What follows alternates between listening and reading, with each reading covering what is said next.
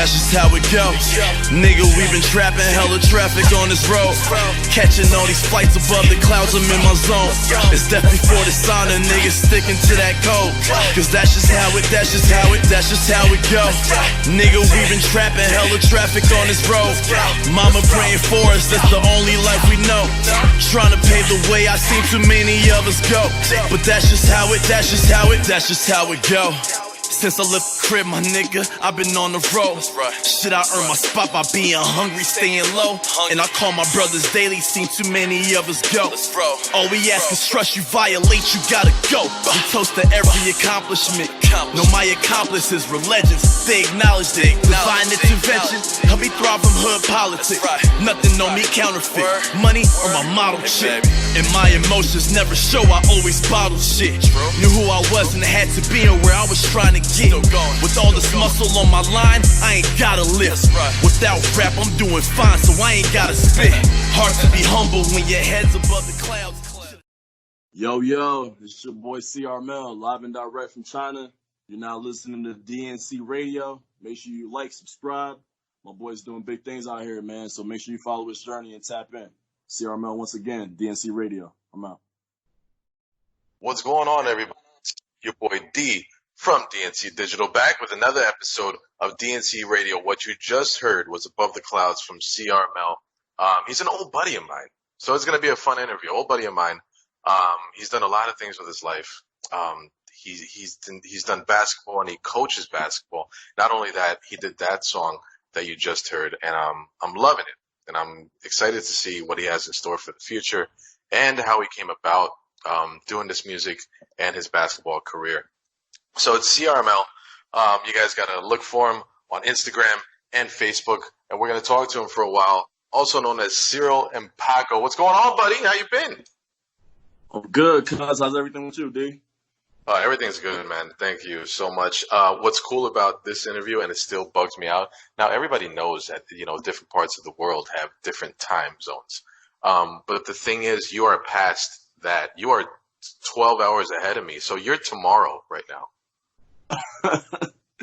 Yeah, man, you learn to get used to it. It's crazy. It's like, yeah, it's messed up my sleeping schedule. Cause like I try to keep up with everything that's going on back, and it's like I never sleep just cause of it. So, but it's cool though. And not only that, but to keep in touch with you, like I gotta schedule that because I'm like, I'll talk to him in the morning or I'll talk to him in the afternoon, but it's like the middle of the night where you are. Definitely.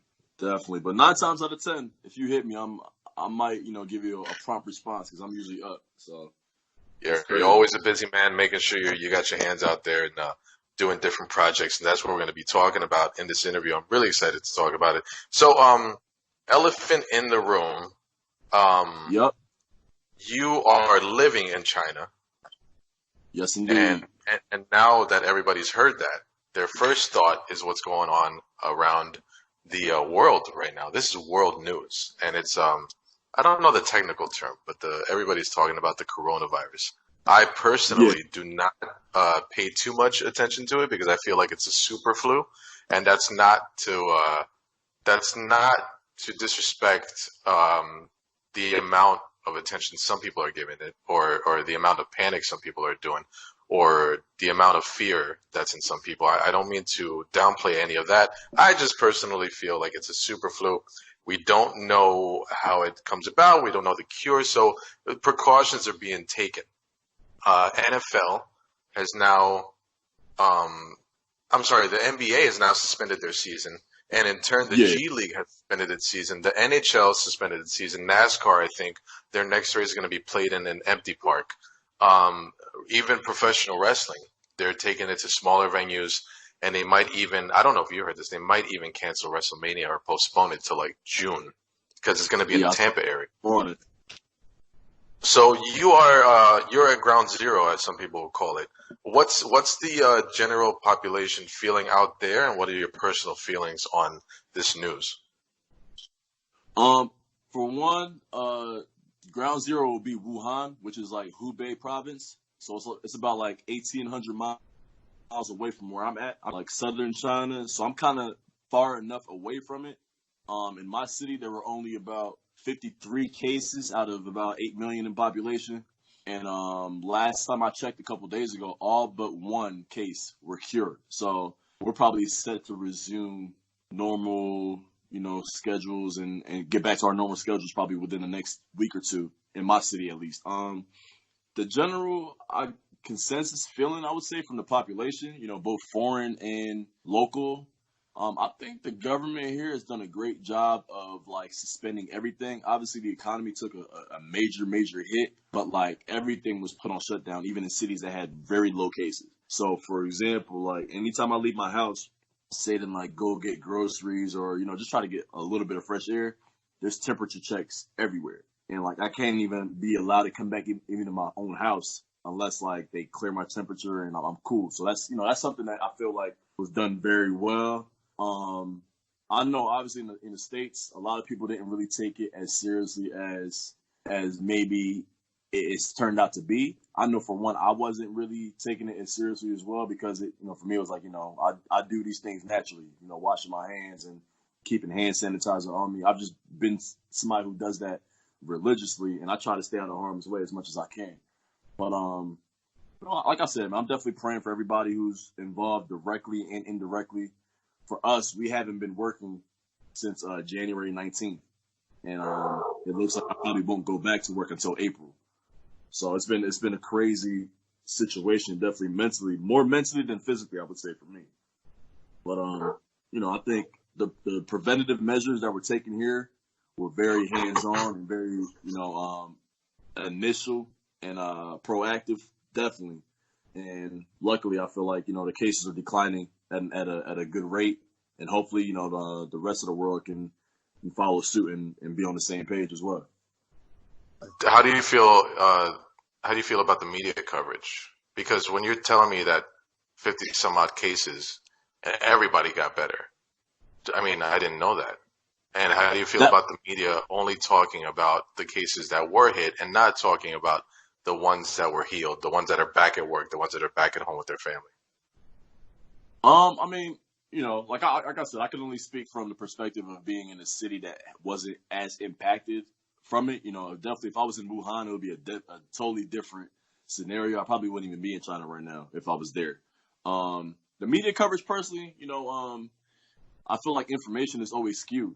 Some of the information that's coming from the State Department here, the government, some of it may not be as factual as it should be, and who knows? We don't know. But personally speaking, the question you just asked, I think is very valid and is very great. I think they should be speaking more on the people that recovered, because when people hear that, this amount of people, thousands of people have it, and you don't hear the cases of people recovering from it, like you said, it's an extension of the flu in a sense, and people get it, old, young, middle-aged, people of all walks of life are going to be infected by it, and some people are not going to survive, and some people are. For the most part, a lot of people catch a cold every season. People catch the flu. There's some people who survive and some people who don't. The greater numbers of people who recover with proper, measures and medications, and I feel like the numbers should be more spoken of as to who has recovered. The percentage of people recovering from it, I think, would be more calming for the general public. But then again, people are so caught up on the numbers of people infected that they don't realize that things like this happen on a regular basis. Every year there's a flu outbreak somewhere, but I feel like when you attach the word virus to anything, it creates panic in a lot of people. But hopefully, like I said, man, hopefully everything works out for the better. I think it will. I think the precedent was set here. Obviously, there's more recovering rates in China than there are people being infected by it. But of course, it's been out here since December. So, you factor in 2.5, almost 3 months later, where the numbers are starting to go down. So, the measures need to be taken. People, if you're sick, get checked out, stay at home, stay away from people as much as you can. And I think that's the main thing that needs to be done. I feel like a lot of people can have it and I'm not that sick, or I don't really get sick. And then, because it can go two weeks, I believe, in your system without being detected. Without any symptoms, yeah. Mm-hmm. Exactly. So that's the main thing for me is that like we don't do a good enough job of being proactive and getting checkups and getting the proper medical help that we may need. Because we feel like we can self-medicate. We feel like we can just beat it. It's not a common cold. It's something that's actually stronger than that, and it needs to be taken seriously, in my opinion. Yeah, I mean, I am a mind over matter guy, and I'm not a fan of modern medicine, let alone medicine. And I'm that guy that's stubborn enough to just say I don't get sick, and I don't feel like getting sick. And I'm that guy, and that's no fault but my own. And I'm just I'm stuck in my beliefs and whatever it's gonna be. But I do pray, I do wish the best for anybody who's been affected or anybody whose family member got affected. Because this stuff, I mean, people panic, and all you hear and see on Facebook is stuff that's just gonna make you feel worse.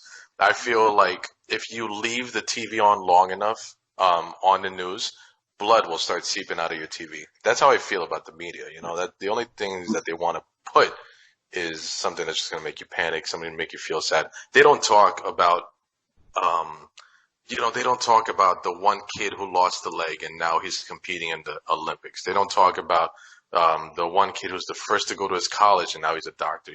That's just how I feel about the media. That being said, it may be irrelevant, but yeah, I do wish the best for everybody who's been affected. And, moving on though, I met you, you had to be like 9 or 10 in the in the mean streets of Piscataway, New Jersey. Hey, man. Good old scat. Hometown. Hey, stuff goes down over there, and it's a lot of PTA meetings. That's all it is. Oh man. Just a bunch of bake sales. You got Karen and Susan. Everybody's having a great time. But what I knew about you is that you love the game of basketball, and that love has gotten you an awesome career. And you know what I knew about you, and not to put you out on Front Street, but I just knew that you just spit so much. You spit like every 40 seconds. I don't know if you remember that about yourself. I kind of do. I did have a bad spit. I don't spit as much anymore, thank God. I don't know if you were like, I don't know if you salivated a lot or you were just hungry all the time, or I don't know. But you just spit a lot, and I mean, he's cool, but he spits, man. This guy spits. Yeah. I just spit food, so I guess it worked out somehow. Yeah, thankfully, yeah. And then you're around good food, so I guess it's been But so you love the game of basketball. We always played basketball there at the basketball court. Out of every sport, why was it basketball? In the beginning, it was soccer. Soccer was huge in my family. My brother being a former professional, and several other pros in my family that played. So I was kind of like the child prodigy in a way. That I was kind of bred to be, a soccer player. And for me though, basketball was a sport because being in the neighborhood and all my friends playing ball and me not being very good at it, like I kind of became obsessed about like growing tired of being the last pick at school during recess or even in the playground. Like that's never a good feeling for any kid, especially when the rest of your good. It's pretty. I'm sorry, but I gotta say it's pretty ironic that you were in Piscataway, where it's predominantly one race, and you were picked last. Hey man, I was picked last. But the interesting thing about Piscataway though, that I feel like a lot of people kind of miss out on too, is that Piscataway is in between New Brunswick and Plainfield. So a lot of those families that come from either one of those cities and try to move on up in life, they end up in Piscataway. So Piscataway has an element of obviously being a suburb, but also having parts of Piscataway that are very, very urban. And you have a lot of black areas in Piscataway. So it was pretty diverse. I'm only saying that, joke around, but it was pretty diverse. But yeah, you can't tell me there weren't bake sales though. There were definitely bake sales. I don't recall partaking. I recall taking from the bake sale. Right. That's a story for another day. But that is another day. Basketball for me was like I said, I grew tired of being the last pick and stuff during elementary school recess and stuff. So I started taking it seriously. My brother was pretty good at ball too, so he used to take me in the backyard, at the courts and stuff like that, and kind of like run me through a couple drills here and there. And then when I ended up moving to California, not too long after, I was kind of isolated, So for me, it was playing soccer at a high level, for travel teams, and then the rest of my time was either doing school or playing ball, watching basketball. And basketball is always a sport that I always fell in love. I fell in love with the game early, and from that point on, like being isolated away from my friends and the more important members of my family, such as my mom and my brother, like I had nothing else but ball. And so I feel like I just kind of became addicted to it and obsessed. And, years later, I'm still at it and still trying to pass on my love of the game to the next generation to take it forward. Yeah, I remember your older brother was insane at soccer. Like he was. It's like he wouldn't teach me because I wouldn't learn, but he would show me. Because, no, he would do these tricks. It was like and one, but with soccer, Yeah, he was different. And I remember like looking at those tricks thinking it was like when you're playing a video game and you press the wrong button, but some other cooler move comes out. Yep. And that's what your brother is. Shout out to your brother, man. I hope he's doing well. I know he's got a family now. Sending out a lot of love to your older brother. Much appreciated. Awesome. Oh yeah. That guy was so cool. He was like part of the older brother crew. It was my older brother and him, and we used to always try to run along with them. Definitely. So not only did you move to California, you were also in Seattle and everything, but now, like we said earlier, you're in China. So I'm really curious to know. There's an obvious culture shock, and I mean, there's a difference in customs. There's a difference in traditions. Something we do may not fly over there, and something they do maybe strange to us. But that's what I love about traveling. You learn about people, you learn about the world. So tell me how was it transitioning those first few months into that new country? Man, just first things first, bro. Leaving Newark Airport and being at the gate, for a flight to China, getting a lot of eyes. They're like, are you at the right gate? People were just looking at me like that. For one, was like, oh man, like. It was a crazy experience just leaving the airport. But then I landed, so I flew from Newark to Beijing, and I was in Beijing for 2 days to meet like my company, because my company is centered out of Beijing, or my old company, was centered out of Beijing. And then I had to like do meetings with, like managers and stuff like that to run me down, the details of the job fully. And then they flew me down to Kunming from Beijing. So getting out of the airport in Beijing was like, man, I'm really here. Like, I'm really, really here, bro. And, like, not knowing anybody, obviously not really speaking the language at the time. And, like, the Chinese are very homogenous. So, obviously, there's, very little amount of foreigners here. There's a big amount, but, like, the percentage of foreigners is so small compared to, obviously, the Chinese. So, they don't really realize that, like, for us growing up, like, I grew up in a diverse, like, situation where I have friends who were Hispanic. I have friends who were European. I have friends who were Indian. I have friends who were Asian at the time. So for me, seeing other people was never really something that was like shocking. Like if I spend a night at your house in Elizabeth, like, I'm pretty sure to eat some good Peruvian food. If you guys come over to my house, my mom and my dad being from Cameroon originally, like you guys need to eat some African food, So it's like you're at a young age, you're exposed to it. So it doesn't even allow you to develop any type of prejudice, at least in my household. And that's what's cool about growing up in a diverse world. That you had 10 friends, and they're all going to be 10 different nationalities. And that's the dope thing about it. I feel like it kind of prepared me for the world. Whereas like for them here, it's so like the foreigner is so unknown in a lot of ways that like in the beginning they kind of just fill you out. But there's people who travel for different purposes. I feel like for me. I tell people all the time that being out here isn't for everyone. Like, anytime I leave my front door and go outside, I'm going to get a million stares. There's going to be people pointing. There's going to be kids pointing and saying all types of crazy things sometimes. And then there's going to be some who are going to be super cool.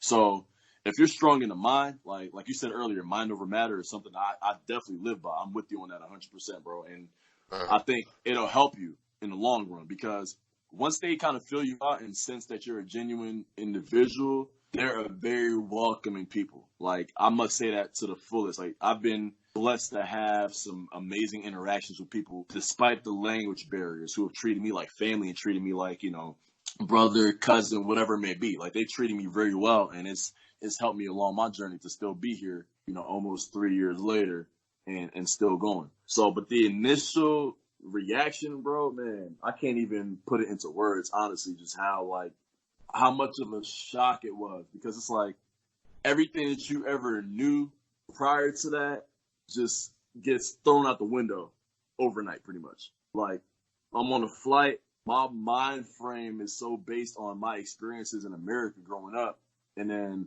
the next day I land and I'm in a whole like totally different world that's like super advanced, like everything is high tech. Like, there's skyscrapers everywhere. Like, just the level of life, the pace of life is a little bit faster here, because it's like, it's hustle and bustle. Like, China was a closed off society for so long, and now that it's become like, it's hit the free market in a way. It's kind of like the wild, wild west in a lot of ways, where like people are just scrambling to get what they can. And so you have a lot of people who have fallen into money and don't know how to act in a lot of ways. And so it's a weird society, but I feel like I've grown so much by being here, just by being isolated from everything I ever knew prior to being here. That's the best way to put it. Yeah, definitely. Let's backtrack just a little bit. People need to know that you're a coach in you coach basketball in China.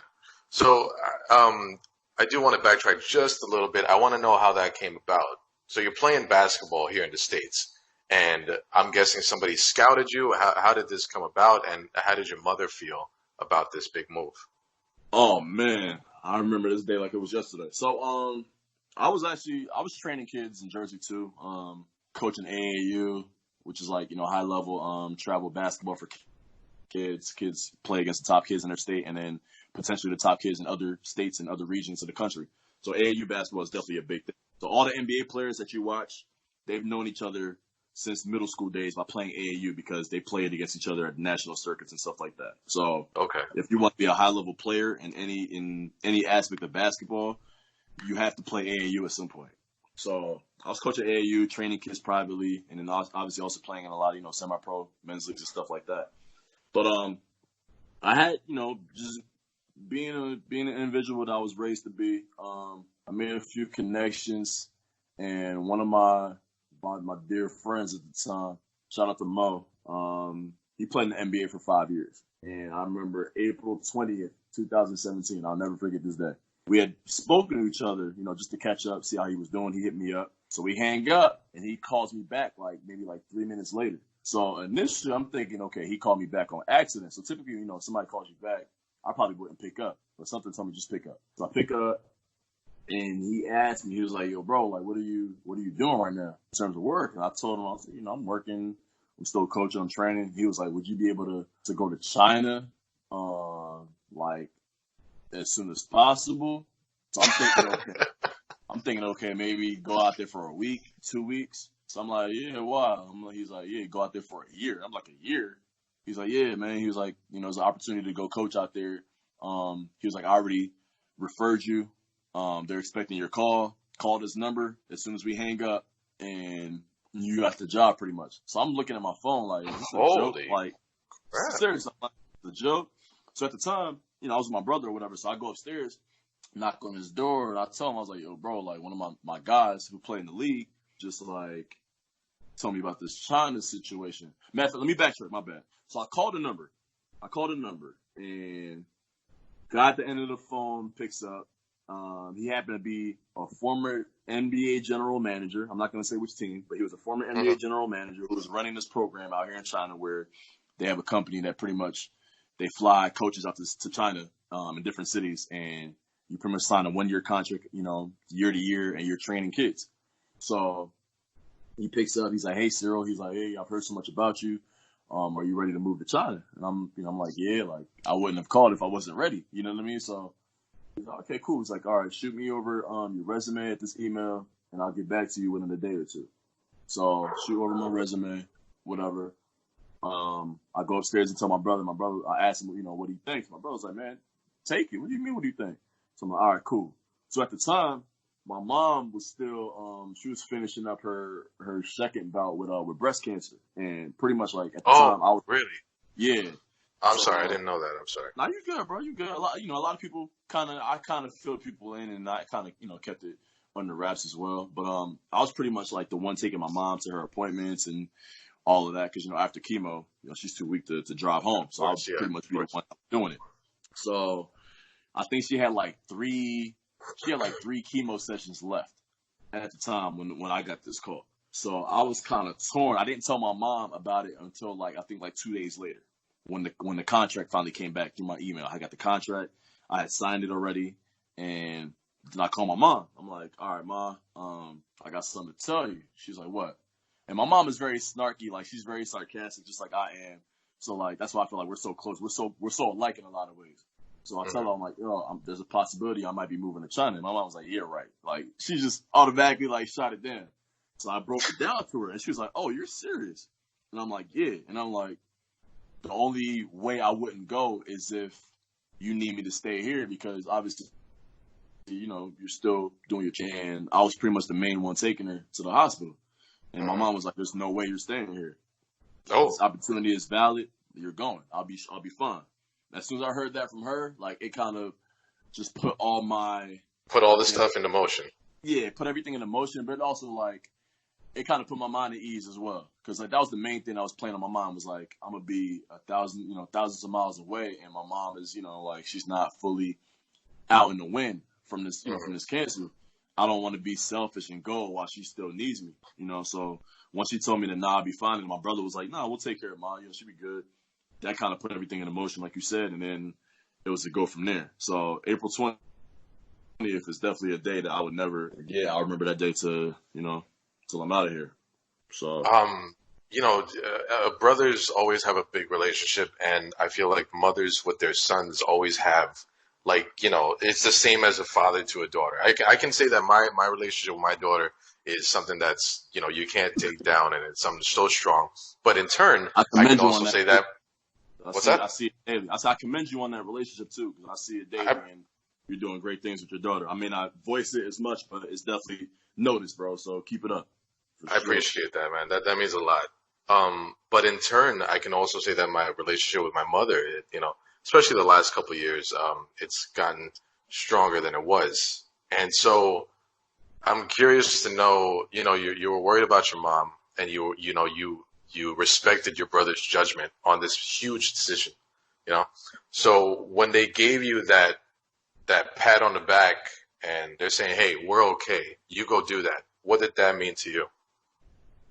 I meant the world, because prior to that, you could probably backtrack maybe like 8-9 years before that. I had an opportunity to go play pro ball in the Dominican Republic. I had gotten an offer to play down there, and at the time, I still wanted to play in college and stuff. And I told my brother about it. My brother was like, go. There's no ifs, ands, or buts about it. Take the offer and go.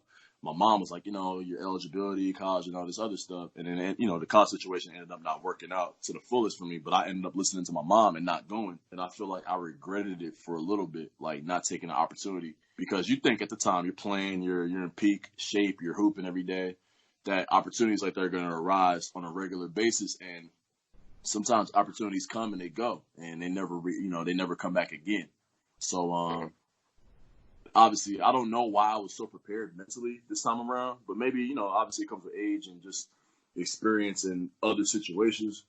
But I think I was more than prepared for it, like coming out here and just being on my own for real. Like, I feel like that decision prior probably molded my decision to come here in a lot of ways, without me really realizing it or really even understanding the significance of it at the time.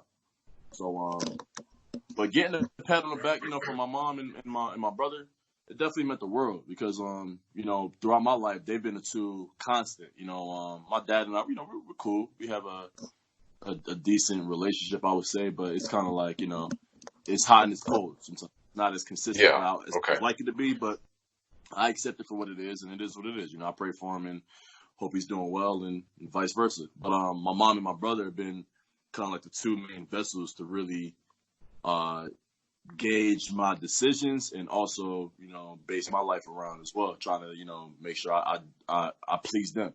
And not even please them, but, make sure they're proud of my decisions and proud of the journey that I'm taking. So when they said go, it was go, and I didn't look back. That's awesome, man. So now you go to China, and you go through that transition phase, and you get into looks. And I'm thinking, when you were explaining how it was for you, all I thought about was Jaden Smith in Karate Kid. Very similar. Very similar. So what you see in the movies, you can believe it. So you go ahead. Being somebody of color, I would definitely say so, because there's a lot of foreigners who either white, European descent. Of course, they get looked at in a certain way, but not to the extent of somebody who's black, obviously. And I think it's a little more intense. But you get used to it, and I block it out. I have my music on, and I kind of just walk through. It's kind of like a zombie apocalypse in a lot of ways, where I'm not even paying attention to anybody. Isolate yourself. Yeah. I just isolate myself, and if people come up and just grab you and try to take pictures with you, I don't turn anybody down. I'll take 1 million pictures on a regular basis. I go up to people, I shake hands, I say hi, and that's that.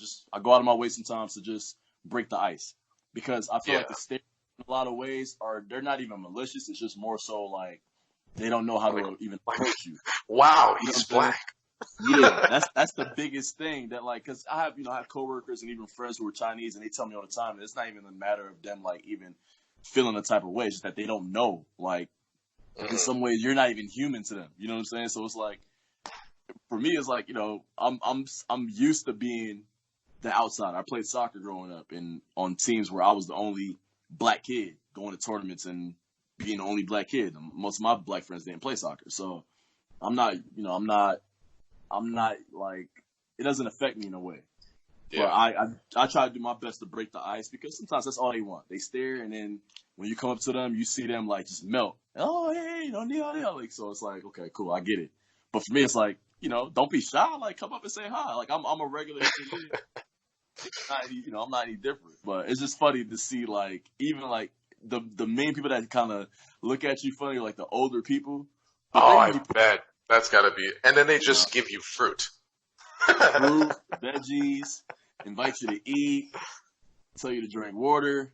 I had a funny experience recently because, the virus broke out around Chinese New Year. So Chinese New Year is a big, deal here. Obviously, it's the biggest family holiday. It lasts usually for a week, where nothing is open. You're pretty much with your family the whole week. And so I was invited to a Chinese New Year dinner 2 nights in a row with one of my coworkers at his grandparents' house. So I get there, and of course I'm the only, I'm the only non-Chinese person there, and everybody else is, speaking Chinese Mandarin.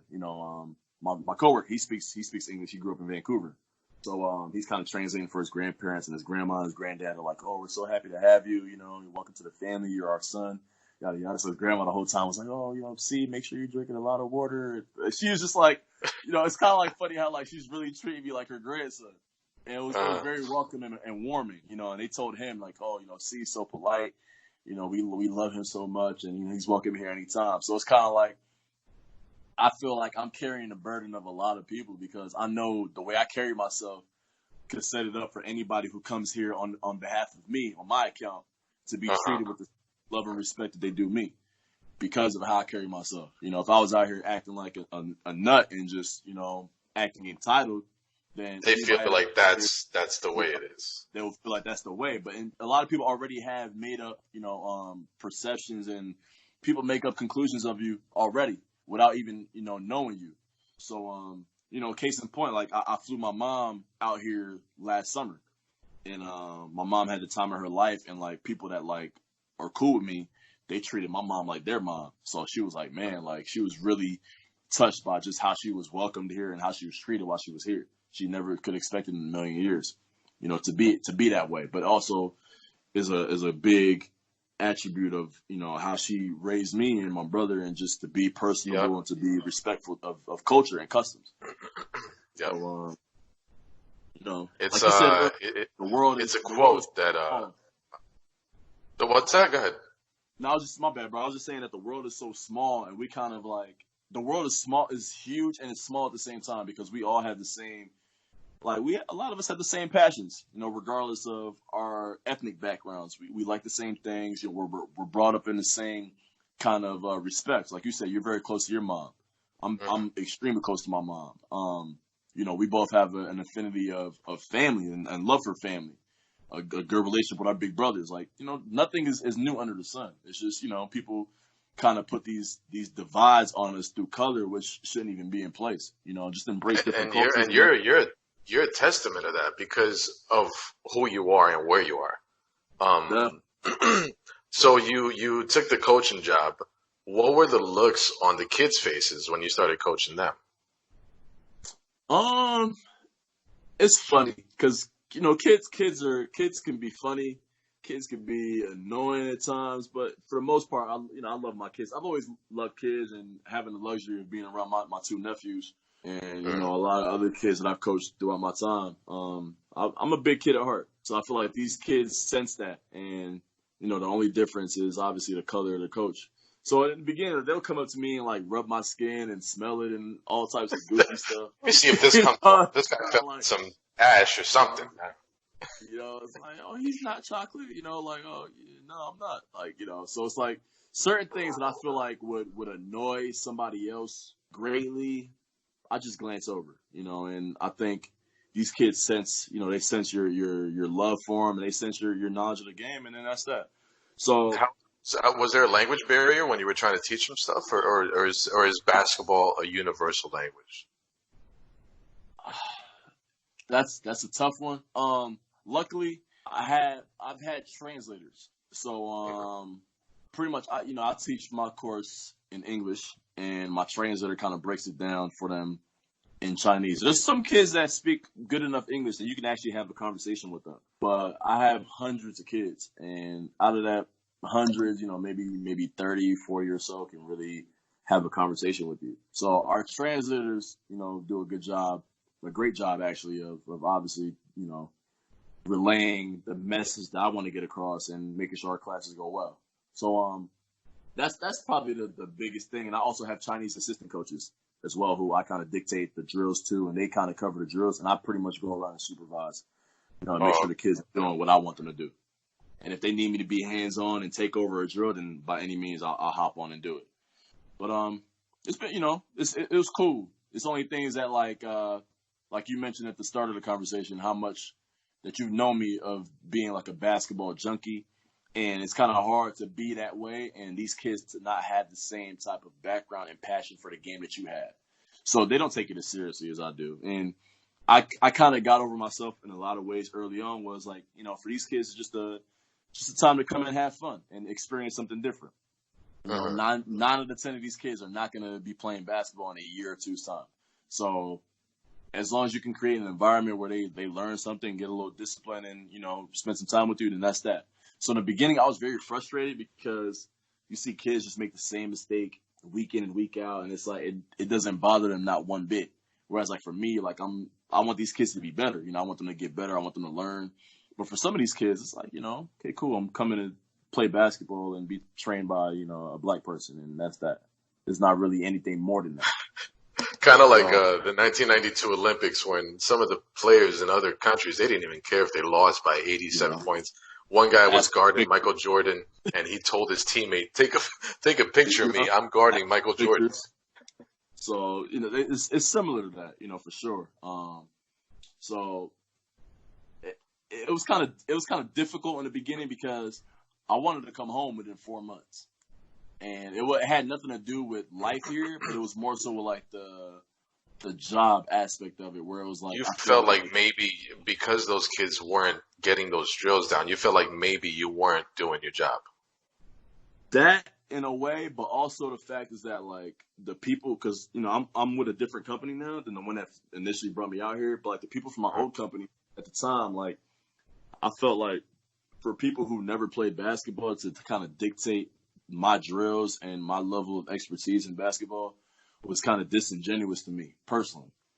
And it really came more so of me kind of not really being told the full spectrum of the job. Whereas like, it's a money grab, and with reason. Obviously you bring people who have a basketball background here and you make money. That's really what it is. But we're not told that. We're told, to really push these kids and really get them to be better. So if you're going to tell me that, then I'm a maniac when it comes to that. If you can't dribble, I'm going to make sure you dribble every single day until you get it right. Whereas some people are like, oh, we did this already. We did this drill already. Can we move on to something different? And I don't like moving on to something more advanced or different if you can't even conquer what we just worked on. You have to get that down first before you move to anything else, personally speaking. So it was a big kind of disconnect between myself and people in management. So I felt like one of us wasn't being told or wasn't telling the other exactly what was expected. So you tell me to do my job, to train and push these kids, that's exactly what I'm going to do. But if you just want us to just be doing fun BS drills the whole day, then we can do that too. But don't complain that these kids are still not being able to make layups and do basic things on the basketball court months later because that's what you want. So yeah, it was something that had to be sorted out. And luckily with my new company that I've been with since July, I had none of those issues and the parents have been great. Management is amazing. We communicate on a regular basis. So that's really what I asked and I expected, when I first came out here. So it's been cool. So you got kids that may not get the layup drill and may not get the free throw or how to properly hold the ball or dribble. Tell me about the moment where you see the kid and he does it right and he gets it right and he becomes a better player because of you. I'm jumping around. I'm running around the gym going crazy like a madman. And they don't understand it. But then, their parents kind of get it. So, for me, I'm the crazy fun coach. I play my music loud. I'm dancing. I'm kind of just creating an environment where these kids are excited. And then, every step of the way, when I see progress, I salute it. I'm more excited for them than they are, personally, even their parents. So I try to create an environment where from top to bottom, obviously me being at the top, me being the face of the company in terms of training and stuff like that, where my energy translates through everybody else in the gym. And my coworkers sometimes call me like a robot because, like I said earlier, I don't sleep. And but I'll come in the gym on 3 hours, 4 hours, 5 hours of sleep, whatever it may be. I'm loud. I'm obnoxious. I'm going up to every kid. I'm hugging them. I'm grabbing them. So every week there's something that is being accomplished. And I feel like just creating that type of environment has broken down so many barriers where these kids look forward to coming to class. So obviously with the virus, we haven't had class since January. And what we're doing right now is every other night we do phone calls with the kids. And every time I'm on a phone call with these kids at night, they always ask me oh, when can we play basketball? I want to see you again, coach.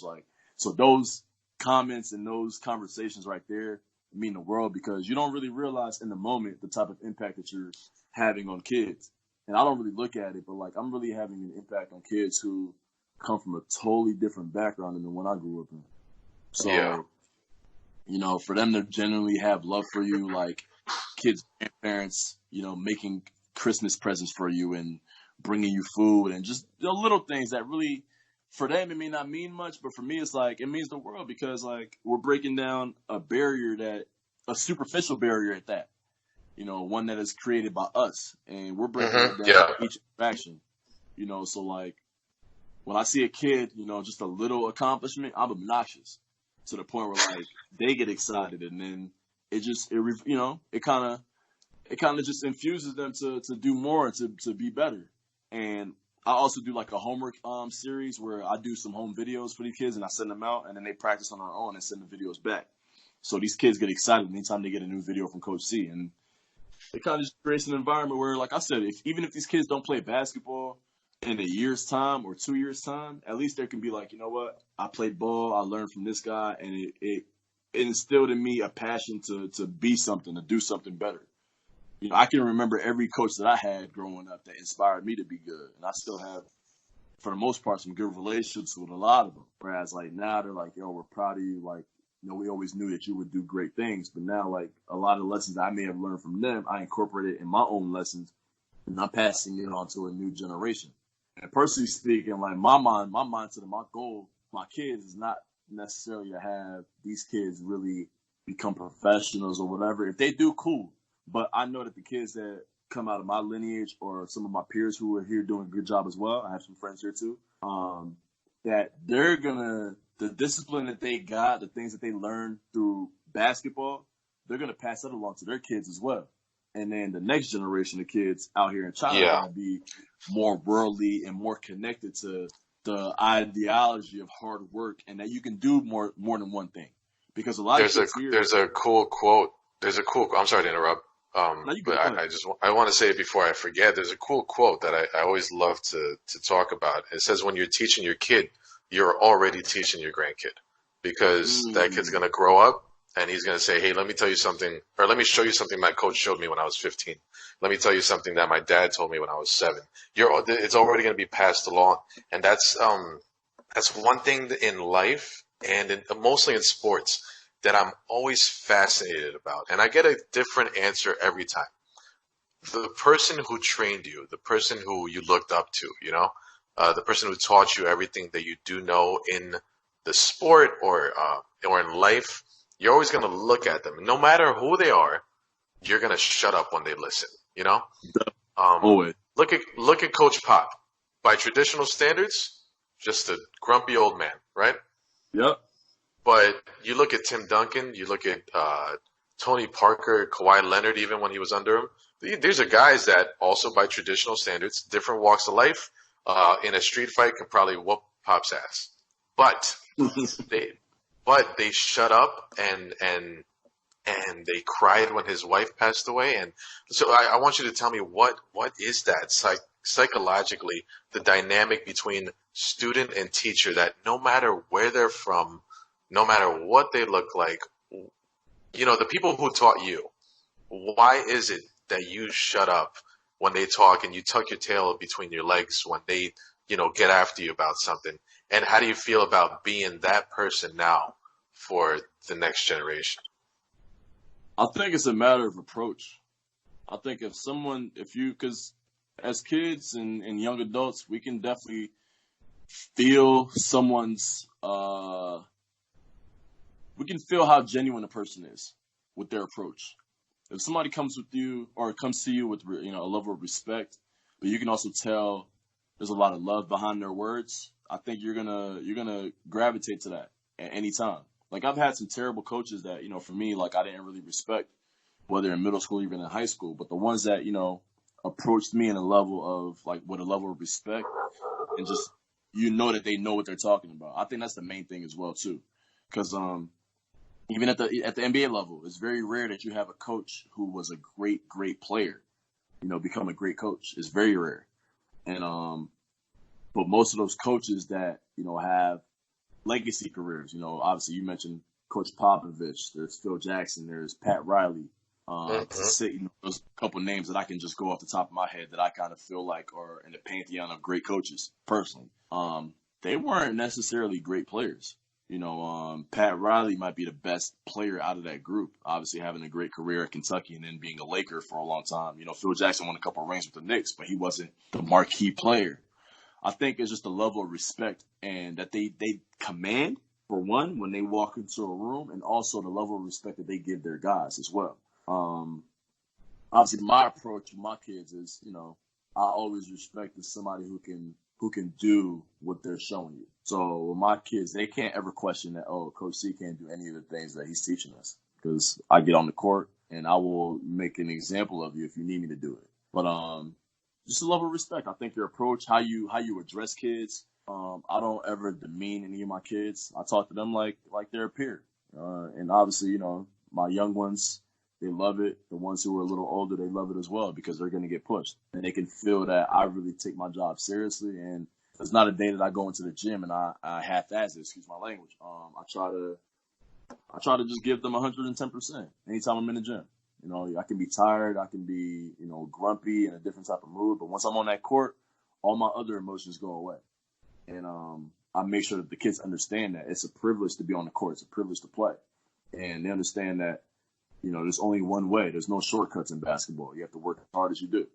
The biggest thing for me being in China with my kids here compared to the kids that I have, in the States who've gone on to do great things, I feel like the level of, like, understanding that kids can do more than one thing is missing.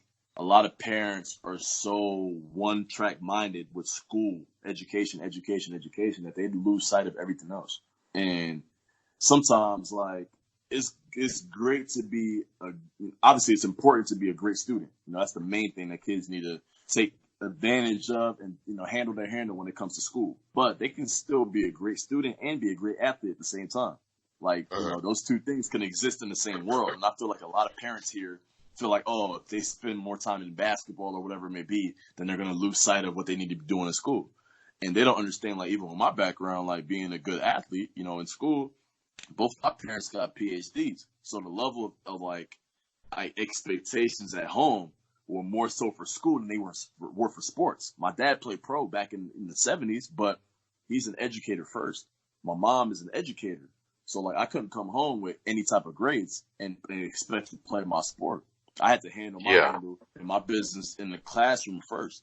Like, my dad, when I moved to California and Seattle, he had all my teachers' emails and contacts, like, on speed dial. So if I acted up in class, my dad already knew by the time I got home, and it obviously caused a lot of issues when I was growing up. My mom wasn't as, like, crazy, but my mom expected certain levels of That's crazy. School, Seriously, like, my dad, like, say I got into, like, I talked back to a teacher or whatever, my dad already knew by the time I got home because my teacher emailed him directly, so it was like, I try to tell the parents here that as well, like, you can, obviously push your kids to be great in school. We expect that. I tell the kids that as well every time I speak to them, like, make sure you guys are doing well in school. Make sure you pay attention to your teachers. You give them the same respect that you give me.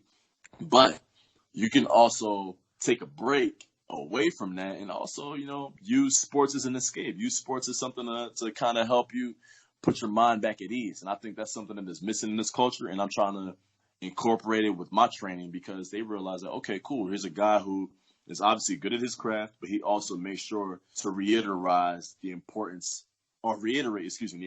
of education. Because obviously, education is, for me, it goes beyond the classroom. It also goes at home. Like, obviously, how you raise your daughter, how my nephews are being raised, and other kids who are being impacted by us both directly and indirectly. So that's one thing that I really try to push myself to be on top of, because the parents are so like, oh, school, and these kids go crazy. And it's like, sometimes give them a little break. They're going to do well in school, but, tell them it's okay to focus on some other things other than school. Yeah.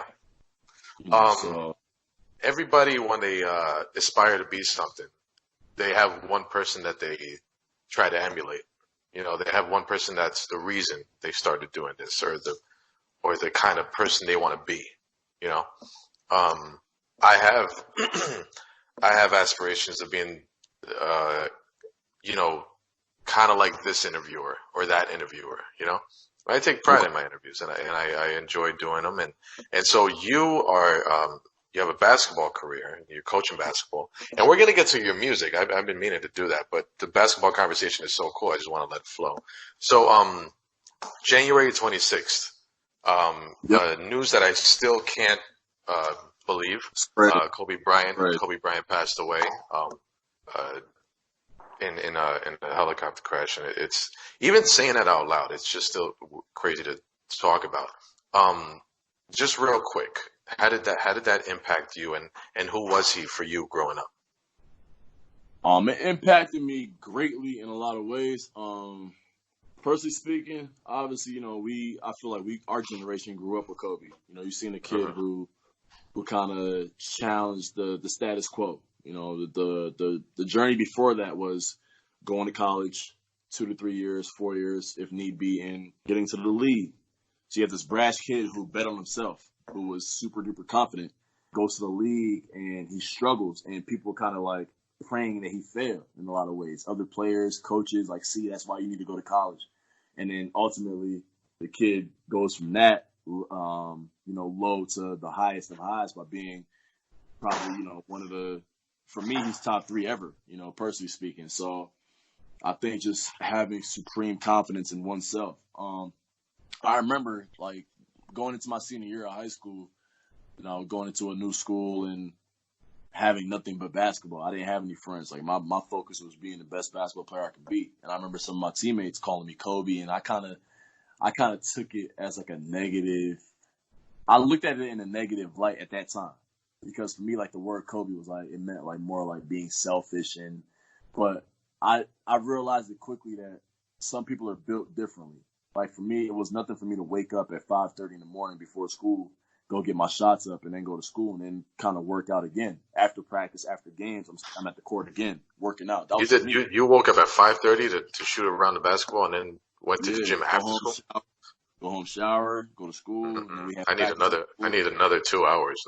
No. Yeah, so like, for me, I was doing that. I was doing that all throughout high school. I would try to push some of my teammates to come work out, and guys want to go play video games, and all this, which is cool. You do what you do with your time, but there's a reason why all these years later I'm still involved with the game of basketball, and a lot of my teammates aren't. So for me, that's kind of like, I'm not gonna say it was Mamba mentality, but a lot of like stories that I heard of Kobe, waking up at 4:30 and working out, like I took that in. I may not have been as maniacal in my approach, but I would like to say that I did what I could do with the cards that I was dealt. But Right. Kobe impacted me greatly, man. I watched a lot of Kobe footage, and I'm a big LeBron fan, so it was like it hurt me to like admit it at the time when he was still alive and still playing. But Kobe, I feel like, is the player that I studied the most outside of Michael Jordan and Allen Iverson. Like Kobe was an amazing basketball mind, and I just feel like we were robbed of seeing what he was going to do with this next step. His legacy is synonymous. So for me, I was also hurt by what happened, obviously having his daughter there with him, because you see a young girl who's like full of life, and you're anxious to see what she does for the women's game. And she was on her way too, right? She was on her way. And the women's game, for me personally, is way more technical than the men's game. I say that 10 times out of 10. I tell a lot of people that like watching women's basketball, you really learn the game more than watching men's basketball. Obviously, men's basketball is exciting. They're more physically impact, the dunks and everything. But like in terms of the level of basketball, the women's game blows the men's game out of the water by the level of, and expertise that they play at. So I was interested to see how, her career would turn out, and her just having her father's DNA and the drive. So for me, that's really the main thing that kind of hurt me the most, is like that we lose that. Kobe's career and legacy, of course, like, we miss him greatly, but it's set in stone. We lose the future. We lose the future, and you don't want nobody wants to see a child, have to go down that path, especially, and not even just Gigi, but her teammates who also passed away on that crash as well. Seeing what they could have done. So obviously, it's a loss that's gonna hurt for a long time, but I think that the legacy is in our minds, and it's engraved in our minds, and just attacking each day. Like you said, you want to be a better interviewer. You want to perfect your craft, and the same with me. I want to be a better coach. I can't wait. That's the thing that hurts me the most, is that I haven't been able to get back on the court since it happened. To kind of be, Oh, wow. Yeah, because you said, wow, I just realized January 18th you stopped working. Yeah, I haven't been back on the court to even, kind of talk to my kids about the situation. We talk about it, on the phone, but I haven't had the chance to kind of directly touch them and just, be re-energized in my approach in coaching. Because sometimes you get complacent, you hear you're a good coach and yada, yada, yada. But like sometimes you need something to shake you up a little bit to get back to doing what you need to do and grow. So that's one thing that I feel like I'm anxious about once I get back on the court. It's like, a renewed passion for coaching. And, legacy as best as I can. Definitely. Switching gears though, top of the interview, I played Above the Clouds. And you know what? To be perfectly honest, we both grew up in New Jersey. 20 minutes away from where hip hop was born. So I'm gonna be arrogant. I'm gonna say I know my stuff. I know my hip hop. I grew up with it, and that was my first love. You were gonna get this interview no matter what, because you got stuff going on, and you got your music, and you're releasing the album. But it's an added bonus that in this era of hip hop, that was some good shit that you sent me. Because because I'm like, okay, he's rapping now. I got to hear this. So I heard it, and I'm like, oh, thank God. Thank God we got a tall glass of lemonade on a 108-degree day, because some of the stuff that is out there is just, and I don't want to knock anybody's hustle. I wish everybody success. Um, but I don't like it. You can have all the success you want, but what you're putting out, your product, I'm just not a fan of. But you, bro, above the clouds, what we heard earlier, that is some good stuff. So, Much appreciated, bro. oh no, that was just good. The beat is dope and the hook is catchy. Everybody raps. Nobody says it, but everybody raps. I rap. You know, everybody like is sitting there doing their own carpool karaoke, to their favorite song. Um, and everybody writes. Nobody wants to say it out loud, but everybody writes and everybody tries to rap. So, what made you say I'm gonna let other people listen to this? I mean, first things first, I've been rapping since I was 9. So I remember my mom used to always find my rap books and stuff like that and just kind of go through them. And, like she was always kind of impressed. But Mhm. I think for me more so, it was a level of confidence. Like, so, I'm a part of a little label back in Jersey called Let's Roll Records. We have artists from Plainfield, Piscataway, New Brunswick, other areas in Jersey as well. And, rappers and singers. So, the bulk of us kind of grew up together or grew up in similar circles. So, like the face of the franchise, I would say, is my boy 400, who happens to be, my best friend since I was, like 5 years old. So, I would like to say that, we have a talented roster. So, a couple of my friends, were incarcerated throughout the years. And then I think we really started to take it seriously back in like 2010. So, you want to say like 20, 21 years old, trying to get out. And obviously for us, like you said, growing up in the mecca, I would say, of hip hop and rap culture, like everybody raps, like you said, everybody does at some point in time, or would like to believe that they can rap. So, Mhm. with that being said, I think it was harder for us because you're in an era where everybody can spit.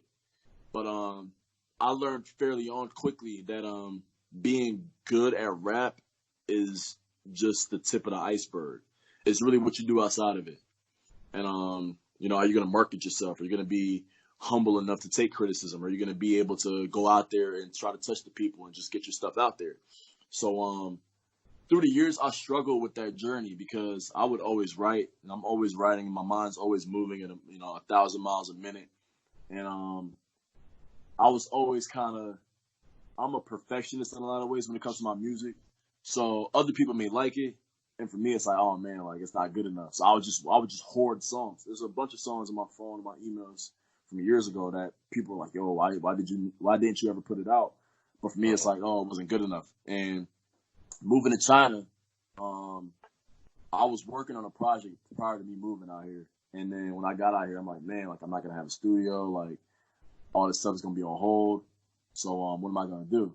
But then, my inspiration for still doing music came in the form of one of my cousins who passed away on Christmas Day in 2015. And one of the last conversations that we had prior to his passing, like a month before he died, I remember him sitting me down and telling me like, yo, I see your boys talking about my label mates and stuff, 400 especially. I see your boy Fo like out here. He's doing all these shows. He's on the radio. He's meeting people. He's really on his grind. Like, what are you doing? He was like, you have all the talent in the world as well, but you're not doing shit with your talent. What are you doing?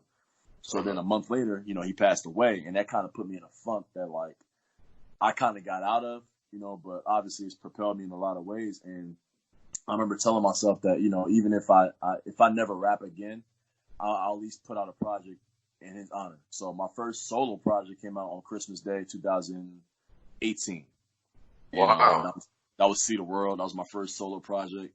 And then I put out another project on Good Friday of 2019. That was Canon season.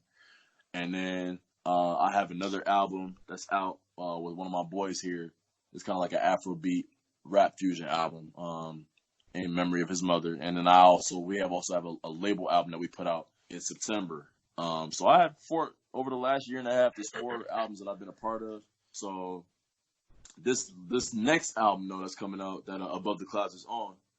I really like one of my guy Bims that produced the whole album. I remember he reached out to me on Twitter and was like, yo, I want to produce a whole album for you. So he just kept on sending me beats. And I kind of just sat down with each beat. And I was like, you know what? Like, everybody knows I can rap that listens to my music. They know I can rap. But if they know my story, can I put something together that kind of starts from point A to point Z, and you get everything in between, and it's an actual story where each song goes into the next. Mm-hmm. So, because hip hop can. The beauty of hip hop is that there is storytelling, but there is rappers that just do bars, and that's cool, and that's fine, and you do the oohs and the ahs, and everybody pushes themselves when you hear a good line and everything, but the true art is telling the story. So go on. And I pride myself on trying to put you in the exact place, and I also pride myself on telling you stories that come from a real perspective, a real point of view. Like you said, anybody can put words together and say anything. Like, I can make a song in 5 minutes about whatever, but will I be really happy with the outcome of it? I don't think I would. I want people who know me and know that I stand for substance. I stand for purpose, to really understand the songs and understand the stories that are coming behind them. So my music being respected by people from all walks of life. My mom starting to listen to my music, because I was always kind of shy about playing my music for family and stuff like that. But my mom's going around, sharing my music with all her friends, and like, oh my God, always mom's number one fan. Always. Now, like, it's a crazy feeling. She'll text me like, oh, I listen to your song, like, I love it, and it's like, man, okay, cool, I'm doing it, because like you said, everybody raps, and sometimes now rap is like the new hustle, where like you have people that just wake up, oh, I want to be a rapper.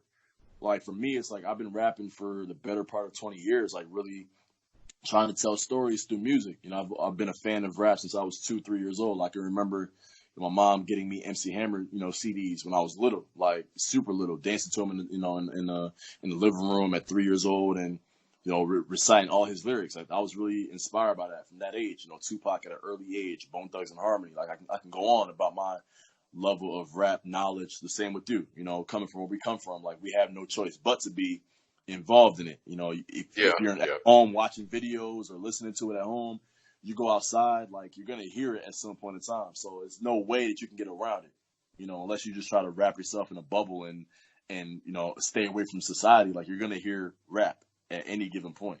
So, I never wanted to be like, he raps too, he's another rapper. Like, I want people to really respect it, and like, the level that I took into like perfecting my craft when it came to basketball, I think I did even more so when it came to rap. And me being in China, I feel like has amplified that even more, because the rap culture here is so new that like they've missed out on so many of the things that we grew up on, that they try to go back and grasp it at some point. So like they're super big into like old school culture here, which is like hilarious to me, because it's like I actually went through that stage at one point in time. It's like I don't want to revisit it, but like they're so new to it that like they're like a fish like learning how to swim for the first time. Like they just gravitate to it, and like they ask me all these questions about like the golden era of rap, and who are my rappers that I'm inspired by. But then they're also trapped in trying to be current. So you see a lot of like rappers here like getting tattooed. Like somebody told me I'm not a rapper because I don't have any face tats. And I just looked at him and started laughing. Like, what? Oh my God. Yeah, they're trying to be they want to be so respected and authenticated by the culture that whatever they see on TV as being popular, they feel like that's rap culture, where they don't know that like none of this new stuff really is. They don't know that rap culture is blue jeans, some Timbs, and a hoodie. They have no idea. So you have some people that do that still dress like that. You just like, you're laughing like, man, like you, like one of my guys, like one of my young boys, he's on my album as well. I call him my Chinese little brother, but like I feel like he can be a star. But like he dresses like he's stuck in like 2001, like baggy jeans, like oversized hoodies and stuff. So I just look at him, I'm just starting laughing, because I'm like, bro, you weren't even like fully functioning when we were dressing like this, But it's funny. Not only that, but you look at it and you're like, man, we dress like that, man. At one point in our lives we did. But it's cool to see how like the culture has like transformed itself. But they kind of look at me like in a crazy way, because they're like, yo, like we may not understand like all your lyrics fully, but like when you get into that booth, into that studio, and you just tap in and you're cranking out song after song after song, they're like, yo, you're on steroids with this. And it's like, it's respected, and I'm trying to bridge the gap, obviously, between, the home base and also in a new world where, like, I can truly be a pioneer out here and try to, bridge the gap between the two. So it's been cool, journey through music. How is your music received back here in the States with your other buddies?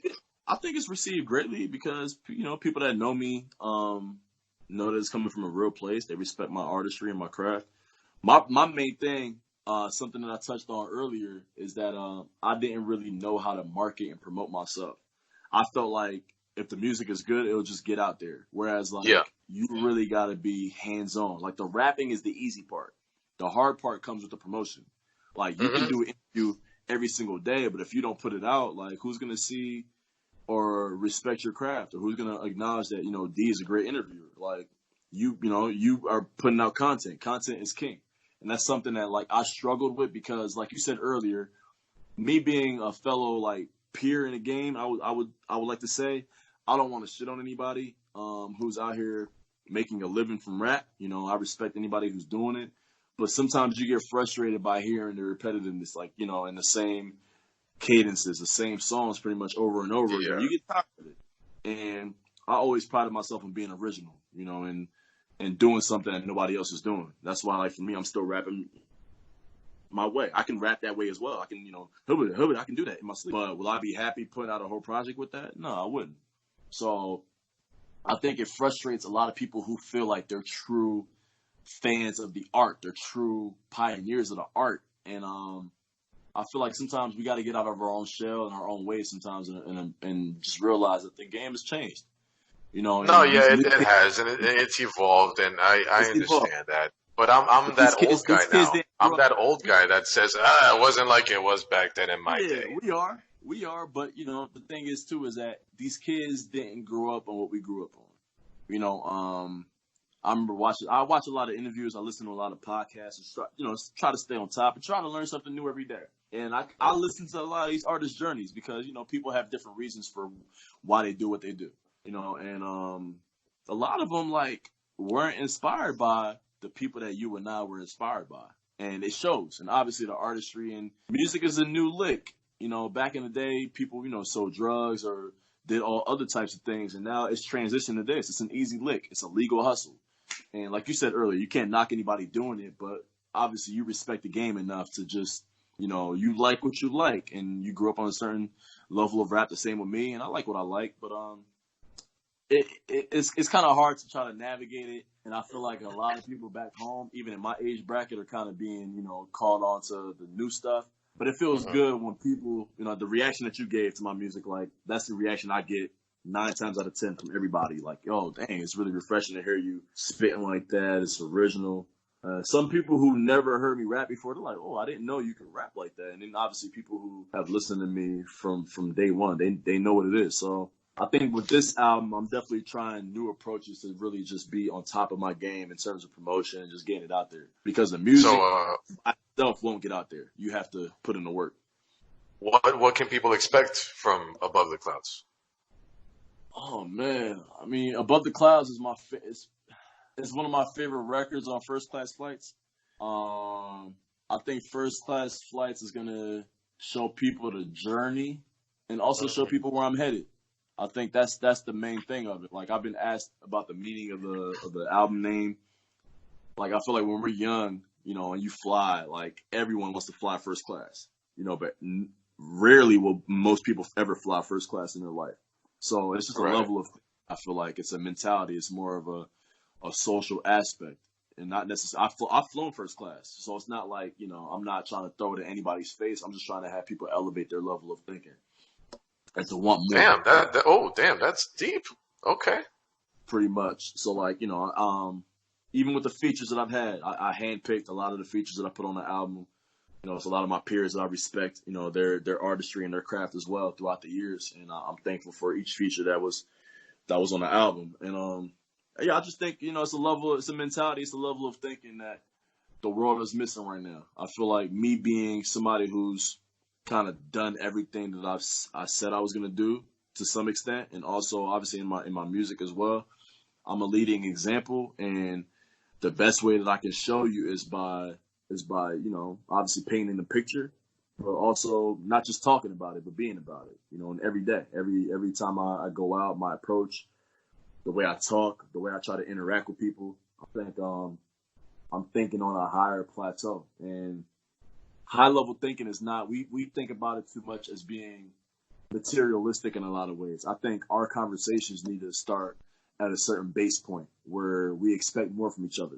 Just this interview alone, I haven't spoken to you like this in years, but it's like, it's like we speak every day.